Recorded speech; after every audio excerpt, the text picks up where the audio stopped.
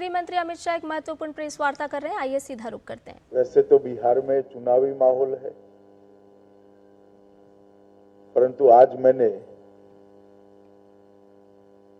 श्रद्धेय सरदार पटेल की 150वीं जयंती के उपलक्ष्य में एकता नगर केवड़िया कॉलोनी में जो भव्य परेड का आयोजन हो रहा है, उसकी इंफॉर्मेशन देने के लिए आप लोगों को निमंत्रित किया है। हम सभी जानते हैं कि सरदार पटेल साहब का आजादी के बाद देश को एक करने में, आज के भारत के निर्माण में और एक भारत बनाने में कितना बड़ा योगदान है। सरदार पटेल जी की 150वीं जयंती कल है। वैसे तो हर 31 अक्टूबर को 2014 से प्रधानमंत्री जी केवड़िया कॉलोनी जाते हैं और सरदार साहब की भव्य प्रतिमा के सामने एक परेड का आयोजन होता है। परंतु चूंकि ये 150वीं जयंती है, इस बार विशेष आयोजन किया गया है और गृह मंत्रालय ने यह भी तय किया है कि आज के बाद हर 31 अक्टूबर को इसी प्रकार की भव्य परेड का आयोजन होगा। परेड देश की एकता और अखंडता को सुनिश्चित करने के लिए जो सभी सेंट्रल पैरामिलिट्री फोर्सेस हैं और हर राज्य की पुलिस बल है, उनके सम्मान में आयोजित किया जाता है।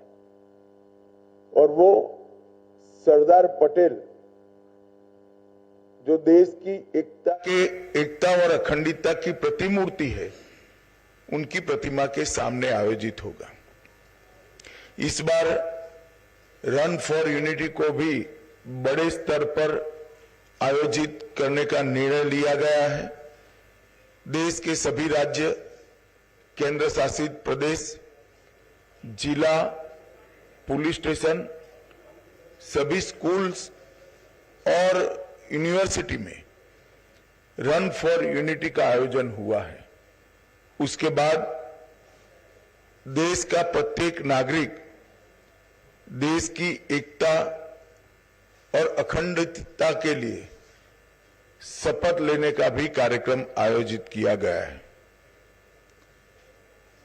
इस बार विशेष 150वीं जयंती के उपलक्ष्य में एक भारत पर्व का आयोजन एकता नगर में किया है, जो 1 नवंबर से 15 नवंबर भगवान बिरसा मुंडा की जयंती तक चलेगा।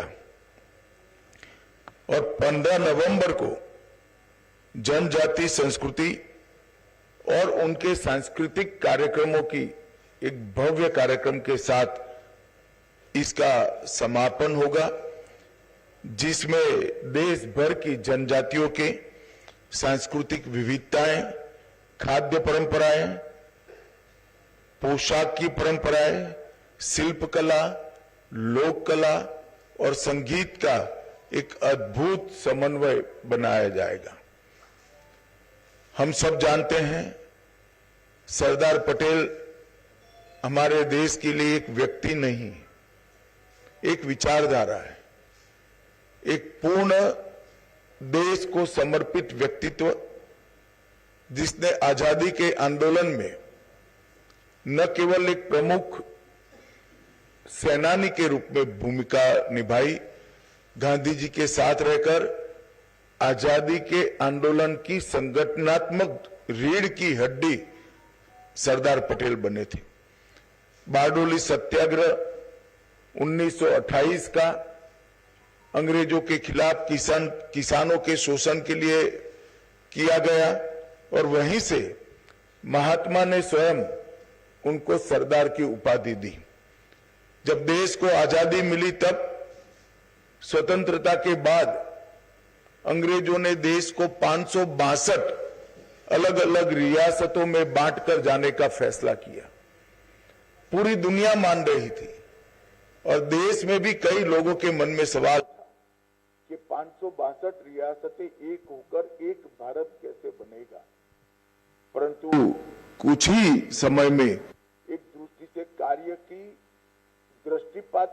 पर दृष्टिपात कर देखे तो बहुत कम समय में 562 रियासतों को एकीकृत करने का भगीरथ कार्य सरदार पटेल ने समाप्त किया और आज भारत का जो मानचित्र हमारे सामने है वो मानचित्र सरदार पटेल की ही देन है।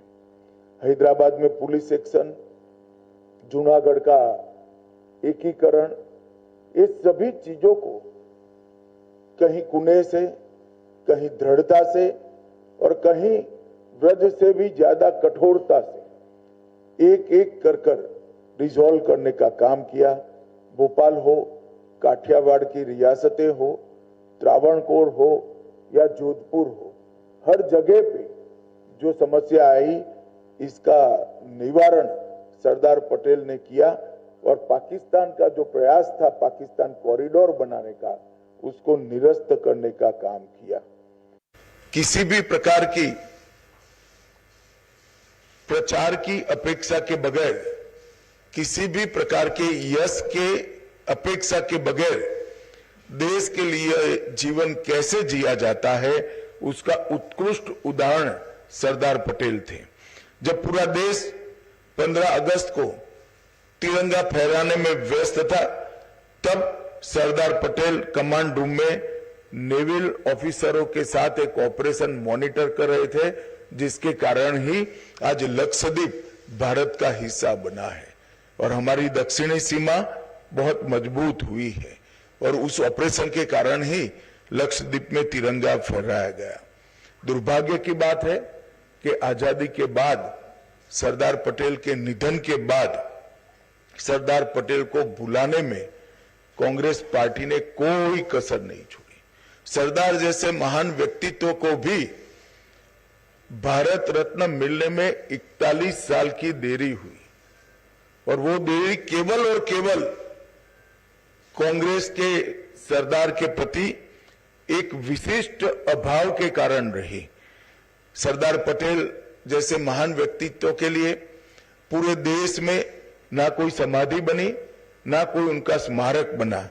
जब नरेंद्र मोदी जी गुजरात के मुख्यमंत्री बने तब उन्होंने स्टैच्यू ऑफ यूनिटी की रचना की और एक भव्य स्मारक जो पूरे विश्व में आज प्रसिद्ध हो चुका है, वो सरदार पटेल के स्मारक बनाने का काम नरेंद्र मोदी जी ने किया। 2013 में इसकी 31 अक्टूबर को आधारशिला रखी गई। 182 मीटर ऊंचा, स्टैच्यू ऑफ लिबर्टी से भी ऊंचा ये स्टैच्यू ऑफ यूनिटी 57 महीनों में पूरा किया गया और सरदार साहब का जीवन किसानों को समर्पित था। इसके बनाने में जो इस्पात का उपयोग हुआ, जो लोहे का उपयोग हुआ, देश भर के किसानों से लोहा एकत्रित किया गया, किसानों के औजारों को एकत्रित किया गया, इसको पिघलाकर लगभग 25,000 टन लोहे का उपयोग कर इस स्टैच्यू ऑफ यूनिटी को बनाया गया। 90,000 घन मीटर कंक्रीट और 1700 टन से अधिक कांसा का उपयोग कर एक अविस्मरणीय स्टैच्यू ऑफ यूनिटी बनाया गया है और आज स्टैच्यू ऑफ यूनिटी सरदार साहब को श्रद्धांजलि देने का, इनके प्रति श्रद्धा व्यक्त करने का एक प्रमुख पर्यटन स्थल बन चुका है। रोजाना लगभग 15,000 लोग स्टैच्यू ऑफ यूनिटी पर आते हैं। अब तक देश के 2.5 करोड़, देश और विदेश के 2.5 करोड़ लोगों ने स्टैच्यू ऑफ यूनिटी का विजिट किया है और एक प्रकार से भारत का एक इंजीनियरिंग मार्वेल के रूप में प्रस्तापित हुआ है। नरेंद्र मोदी जी ने इसके आसपास 14 प्रकार के अन्य पर्यटन आकर्षण खड़े कर पर्यटकों का एक प्रिय स्थल बनाया है। वहां वैली ऑफ फ्लावर भी है, एकता नगर टाउनशिप भी है, झील सर्किट है, लाइट एंड साउंड शो है, पटेल गार्डन भी बना है, एकता क्रूज नर्मदा की नदी में घूमकर एक नयन रम्य नजारा देखने का मौका भी है, बटरफ्लाई गार्डन है, जंगल सफारी है, एकता मॉल है, ग्लो टॉर्च व्यू पॉइंट है और नर्मदा तट पर एक प्रदर्शन की दीर्घा भी बनाई है। एकता नगर का जो कार्यक्रम हो रहा है सापुतारा और विंध्याचल की पर्वतमालाओं के बीच में एकता नगर स्थित है। वहीं पर कल सुबह प्रधानमंत्री जी 7:55 को परेड की सलामी लेंगे। ये राष्ट्रीय परेड में केंद्रीय सशस्त्र पुलिस बल, कई राज्यों के पुलिस बल कौशल, अनुशासन और वीरता का प्रदर्शन करेंगे। इस वर्ष परेड के अंदर सीआरपीएफ के 5 शौर्य चक्र विजेता और बीएसएफ के 16 वीरता पदक विजेता भी शामिल होंगे। परेड का नेतृत्व महिला पुलिस अधिकारियों द्वारा किया जाएगा और परेड में ढेर सारे सांस्कृतिक प्रदर्शन भी करने का आयोजन हुआ है। हर राज्य की पुलिस से, हर सीएपीएफ के जवान अपना सांस्कृतिक कौशल का भी परिचय कराएंगे। बीएसएफ का ऊंट दल और ऊंट सवार बैंड भी इसके अंदर शामिल होगा। गुजरात का घुड़सवार दस्ता शामिल होगा। आसाम पुलिस का मोटरसाइकिल डेयर डेविल शो भी इसके अंदर होगा और कश्मीर और पंजाब की पुलिस भी इसके अंदर हिस्सेदारी करेगी। एनएसजी, एनडीआरएफ, अंडमान निकोबार द्वीप समूह और पांडिचेरी भी अपनी अपनी झांकियां रखेंगे। जम्मू और कश्मीर पुलिस भी अपनी अपनी झांकी रखेगी। वायुसेना की सूर्य किरण टीम, उनका भव्य एयर शो इस परेड का शिखर बिंदु होने वाला है। 900 से ज्यादा कलाकार देश भर से आकर हमारे देश की सांस्कृतिक विरासत को देश और दुनिया के सामने रखेंगे और एक प्रकार से ये परेड सच अर्थ में भारत की एकता का परेड बनकर रहेगा। एक भारत श्रेष्ठ भारत के कंसेप्ट को जमीन पर उतारने का काम करेगा और सरदार साहब की 150वीं जयंती के बाद अब हर 31 अक्टूबर को 26 जनवरी की तर्ज पर ही ये परेड नियमित रूप से मनाया जाएगा और हमेशा के लिए देश के युवाओं को सरदार साहब के सिद्धांतों को और सरदार साहब के देश के लिए किए हुए कामों को जानकारी देने का ये माध्यम बनेगा। मेरा सभी मीडिया के प्रतिनिधियों से विनती है कि इस परेड को ज्यादा से ज्यादा लोगों तक पहुंचाने के लिए आप मदद करिए और इस परेड के माध्यम से फिर से एक बार देश में एकता और अखंडता के लिए एक मजबूत माहौल खड़ा हो, इस दिशा में हम सब काम करेंगे। ये इंफॉर्मेशन देने के लिए ही बीच चुनावी माहौल में आप लोगों को बुलाया था, क्योंकि और कोई पॉलिटिकल बात हो नहीं सकती। आचार संहिता यहाँ पर विद्यमान है। चुनाव आयोग से परमिशन लेकर इन नॉन पॉलिटिकल इश्यू पर ही आपसे बात करने के लिए आप सभी को बुलाया था। आप सभी का आने के लिए बहुत बहुत धन्यवाद और मैं आशा करता हूं कि आप सभी भी आप अपने अपने माध्यम से ये भारत की एकता को सुदृढ़ करने वाली घटनाक्रम को देश की जनता को और विशेषकर माताओं बहनों को और युवाओं को उन तक पहुंचे, इसमें हमारा सहायता करेंगे। फिर से एक बार आप सभी का बहुत बहुत धन्यवाद।